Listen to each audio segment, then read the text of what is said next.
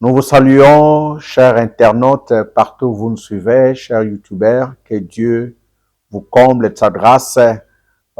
Il est heureux pour nous de savoir que vous êtes nombreux à nous suivre.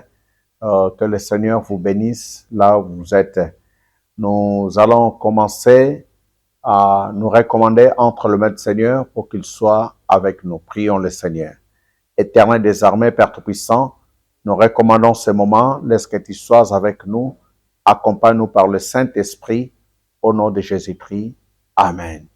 Oui, nous sommes dans le cadre de notre émission Bâtir la maison mariage. Bâtir la maison mariage, qui est une émission qui a comme objectif la promotion, l'information, la protection du mariage, parce que le mariage, c'est le meilleur cadeau que Dieu a fait aux humains que nous sommes et que nous sommes appelés à le protéger.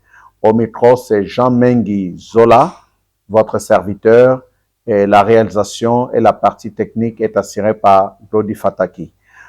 Aujourd'hui, nous voulons partager ce sujet que nous intitulons « Apprendre à écouter l'autre ».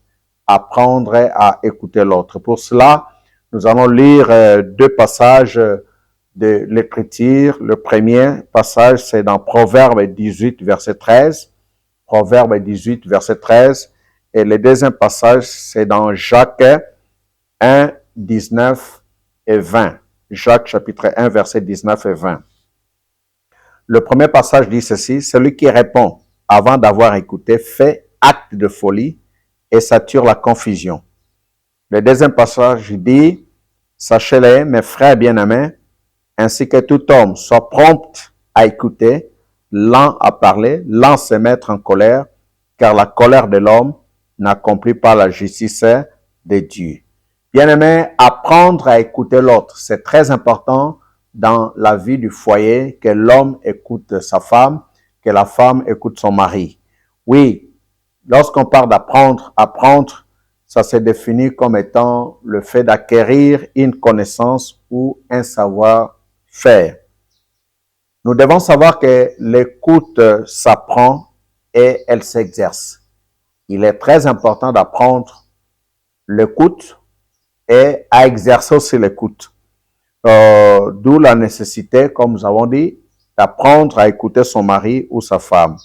On ne peut pas bâtir la maison mariage si les conjoints ne développent pas la bonne attitude consistant à se mettre à l'écoute de l'autre partenaire.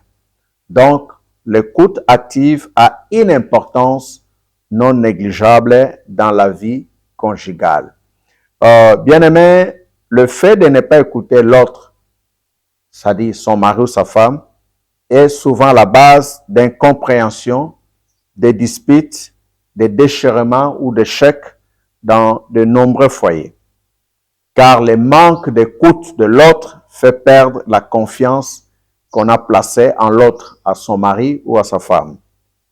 Le conjoint ou la conjointe peut se considérer inutile jusqu'à se dire: ai-je encore ma place dans cette maison où ma voix n'est jamais entendue? Ou à quoi bon parler encore alors que je ne suis pas écouté par mon mari, je ne suis pas écouté par ma femme. Souvent, lorsqu'on ne sait pas écouter l'autre, il y a risque même que le propos de son mari ou de sa femme soit déformé ou mal interprété. Qu'est-ce que nous devons savoir à propos de l'écoute de l'autre? La première des choses, nous devons savoir que l'écoute de l'autre n'est pas synonyme de tout approuver ou d'accepter tout ce qui est dit. Le fait d'écouter mon mari, le fait d'écouter ma femme, ne veut pas dire que je dois tout accepter ce qu'il a dit ou approuver ce qu'il a dit. La deuxième chose, il est très important de savoir que l'écoute de l'autre renforce le sentiment d'acceptation et de confiance de soi. Le fait qu'on est écouté par l'autre, le fait que l'autre vous écoute, ça renforce ce sentiment d'acceptation. Que je suis accepté par mon mari, je suis accepté par mon épouse, et ça renforce aussi la confiance en soi, parce que je suis accepté par mon mari ou ma femme, et j'ai confiance en moi-même, en moi-même. Troisièmement, le fait d'écouter l'autre enrichit et élargit la vision sur un sujet, sur un projet, une activité ou une option à prendre. Le fait que j'écoute l'autre, ça permet d'élargir ma vision ou sa vision par rapport à un projet, par rapport à une activité, par rapport à une option qu'on doit prendre. Parce que quand je suis écouté, l'autre m'écoute, comprend, peut-être qu'il y a des aspects que j'ignore ou que j'ai négligés, il peut me rappeler au travers de cela. Le fait d'écouter l'autre aussi donne la possibilité d'interagir, de réagir et de recadrer s'il le faut avec amour et douceur. Parce que j'ai écouté mon mari, j'ai écouté ma femme, je peux agir, je peux réagir, je peux recadrer les choses, je peux même orienter les choses et tout cela, je peux le faire avec amour et avec douceur. Le fait d'écouter l'autre aussi offre la possibilité au conjoint de se pardonner là où il y a eu un faux pas et prodiguer de bons conseils. Peut-être que dans ce qu'il dit, il y a eu quelque chose qui m'a choqué, je peux facilement pardonner ou tout comme lui peut me pardonner, ou bien je peux prodiguer un bon conseil pour que l'erreur commise ne soit plus commise, qu'il n'y ait pas récidivisme. Et le fait d'écouter l'autre facilite aussi la communication et pérennise aussi un dialogue de qualité. Là, on s'écoute, la communication est facile. Et le dialogue, c'est un dialogue de qualité, ce n'est pas un dialogue de sourds. C'est pourquoi, dans la parole de Dieu, on nous a dit, celui qui répond avant d'avoir écouté fait acte de folie et s'attire la confusion.